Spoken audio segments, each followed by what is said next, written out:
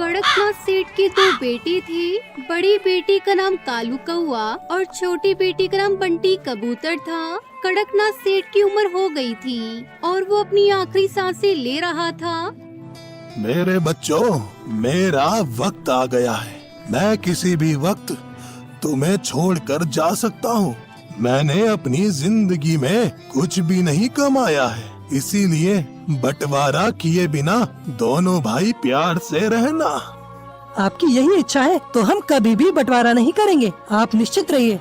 ऐसा कहते हुए कड़कनाथ सेठ के दोनों बेटे उसे भरोसा दिलाकर परेशान मत होने को कहते हैं। ऐसे ही कुछ दिनों बाद कड़कनाथ सेठ की मौत हो जाती है। कालू और उसकी पत्नी टुनटुनी चिड़िया दोनों पुराने ख्यालात के होते हैं और बड़ों की बात का मान रखने वाले। आगे बढ़ने से पहले एक माँ के बिना घर चलाना कितना मुश्किल होता है, जो दिन रात अपने परिवार और बच्चों के लिए काम करती है। तो आज उस प्यारी सी माँ के लिए एक लाइक और एक सब्सक्राइब जरूर कर देना और साथ ही अपनी प्यारी सी माँ के लिए कमेंट में ये इमोजी जरूर सेंड कर देना। लेकिन वही बंटी कबूतर और उसकी पत्नी पिंकी चिड़िया वो दोनों पढ़े लिखे और केवल अपने बारे में ही सोचते हैं। एक दिन पिताजी खत्म, उनकी बात भी खत्म। अब हमें बंटवारा कर लेना चाहिए। जल्दी से अपने भाई से बात करके अच्छा वाला हिस्सा अपनी तरफ कर लो। अगर तुम नहीं बोल रहे बंटवारे की तो मैं टुनटुनी भाभी से बात कर लेती हूँ। हाँ पिंकी, ठीक है, तुम ही कर लो बात, क्योंकि मेरी बात उन्हें ज्यादा बुरी लगेगी। ठीक है, मैं आज ही बात कर लेती हूँ उनसे। ऐसा कहते हुए पिंकी चिड़िया टुनटुनी चिड़िया से बात करती है। टुनटुनी भाभी, हमें बंटवारे के बारे में सोचना चाहिए, क्योंकि अब हमारे बच्चे होंगे तो उनकी पढ़ाई, उनके खर्चे सब अलग अलग होंगे, इसलिए हम बंटवारा कर ही लेते हैं।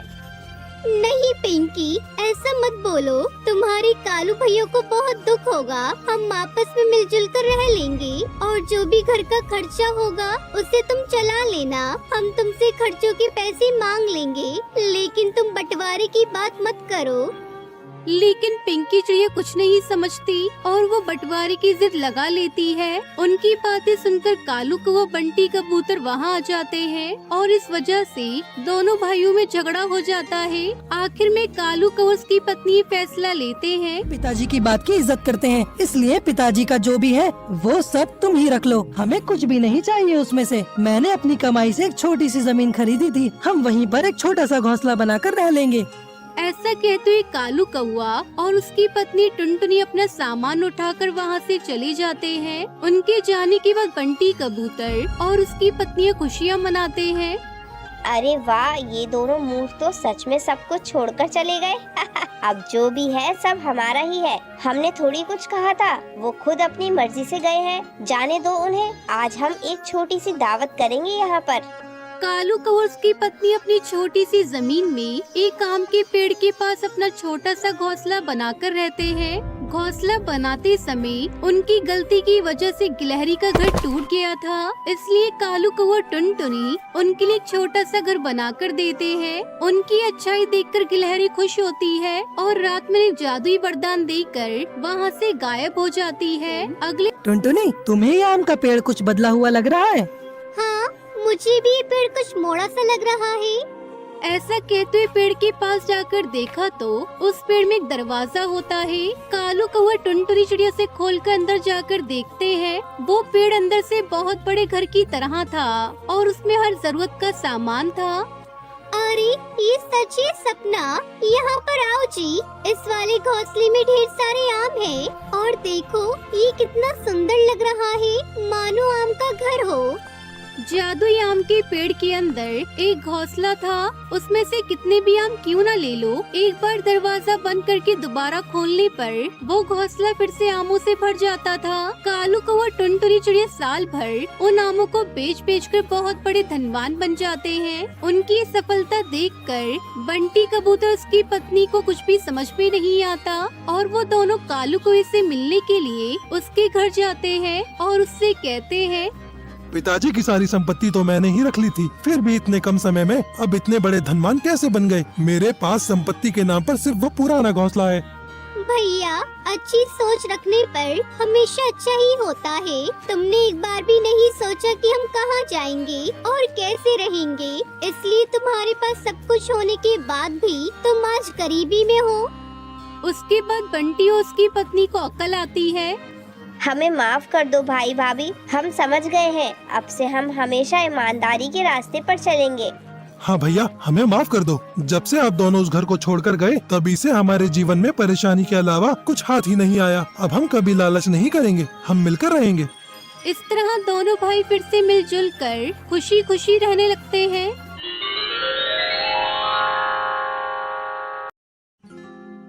सोनपुर के जंगल में एक पक्षी का जोड़ा रहा करता था।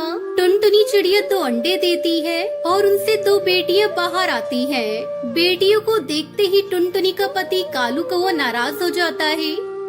इन बेटियों को अब ढेर सारा दहेज देना पड़ेगा। ये सब एक दिन अपने ससुराल चली जाएंगी, फिर बुढ़ापे में मेरा क्या होगा।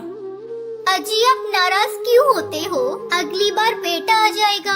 देखो ना हमारी कितनी प्यारी प्यारी बेटियां हैं। एक बार तो इन्हें प्यार से गले लगा लो। लेकिन कालू कौवे को तो बेटा ही चाहिए था। वो घर से बाहर चला जाता है। कुछ महीने बाद टुनटुनी फिर से अंडा देती है। तब तक आप लोग हमारे इस वीडियो को लाइक और अगर आपने हमारे चैनल को सब्सक्राइब नहीं किया है तो जल्दी से सब्सक्राइब कर लें और कमेंट सेक्शन में जरूर बताएं कि आपको हमारी ये कहानी कैसी लगी। पता नहीं इस बार अंडे से बाहर बेटा आएगा या बेटी। मुझे बहुत डर लग रहा है। हे भगवान मेरी विनती सुन लेना, इस बार मुझे बेटा ही देना। टुनटुनी चिड़िया को चिंता सताने लगी। धीरे धीरे वो काफी कमजोर हो गई और बीमार पड़ गई। जब टुनटुनी चिड़िया की सहेलियों को इस बात का पता चलता है तो वो टुनटुनी चिड़िया से मिलने आती है। ये तूने अपनी कैसी हालत बना रखी है टुनटुनी? तुम्हारी बेटियां भी बहुत कमजोर हैं। किस बात की चिंता है तुझे? क्या बताऊं किस बात की चिंता है मुझे। 2 बेटियों की वजह से तुम्हारे जीजा जी मुझसे नाराज हैं और मुझे इसी बात की चिंता हो रही है। कहीं संडे से भी चिड़िया बाहर आई तो मेरी बेटियों का क्या होगा। कालू ने तो मुझे पहले ही कह रखा है इस बार वो दूसरी शादी कर लेगा।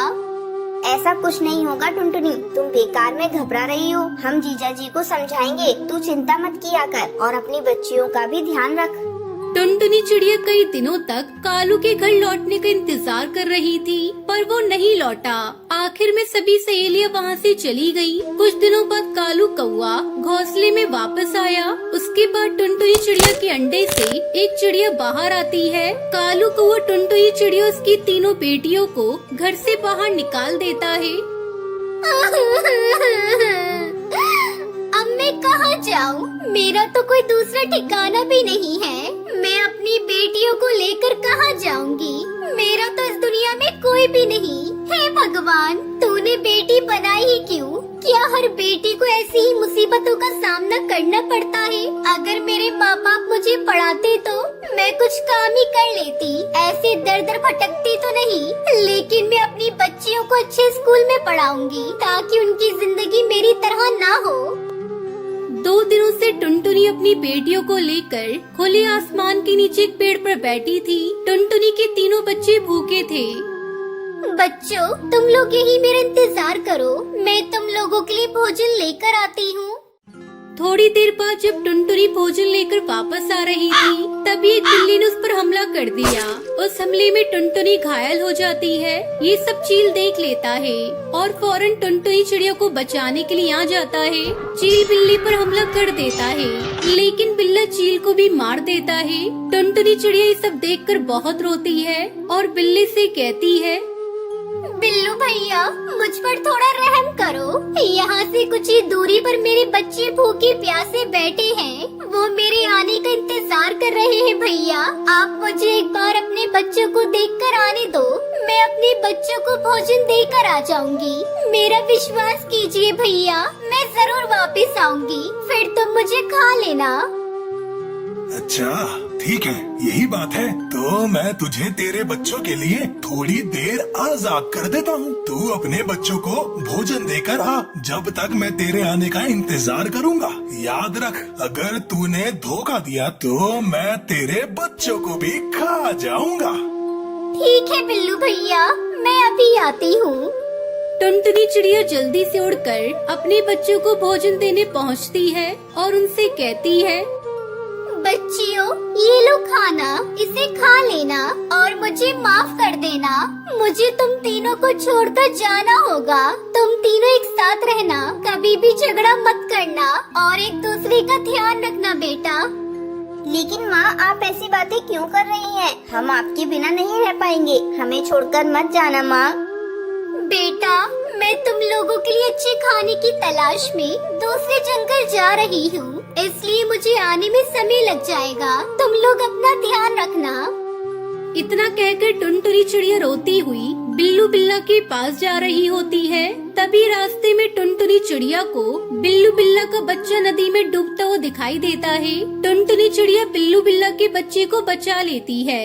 थोड़ी देर बाद बिल्लू बिल्ला भी वहाँ आ जाता है। उसे देखकर टुनटुनी चिड़िया उससे कहती है, बिल्लू भैया, ये बच्चा नदी में डूब रहा था, इसलिए मैंने इसे नदी में से बाहर निकाल लिया। मुझे माफ करना भैया, इसलिए आने में देर हो गई।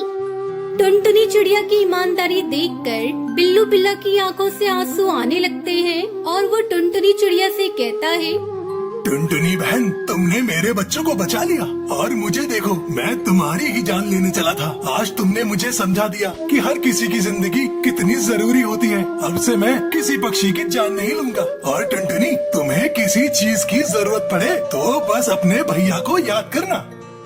बिल्लू भैया, मेरे पास रहने का कोई ठिकाना नहीं है। मेरे पति ने मुझे घर से बाहर निकाल दिया है। मेरी 3 बेटियां हैं। अगर आप कोई रहने का ठिकाना बता देते तो आपकी बड़ी मेहरबानी होगी। ने मुझे भैया कहा है। टुनटुनी, आज से तुम मेरी बहन हो। मेरी कोई बहन नहीं है। मैं तुम्हारी और तुम्हारी बेटियों की रक्षा करूंगा। मेरा एक बहुत बड़ा मशरूम का घर है। तुम अपनी बेटियों के पास जाओ और उन्हें लेकर आओ। आज से तुम मेरे साथ मेरे मशरूम के घर में रहोगी।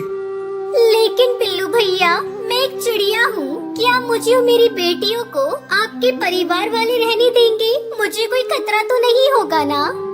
नहीं बहना, तुम बिल्कुल चिंता मत करो। जब तक तुम्हारा ये भाई जिंदा है, तुम लोगों का कोई बाल भी बाका नहीं कर सकता। फिर टुनटुनी चिड़िया अपनी तीनों बेटियों को लेकर बिल्लू बिल्ला के मशरूम के घर में खुशी खुशी रहने लगती है।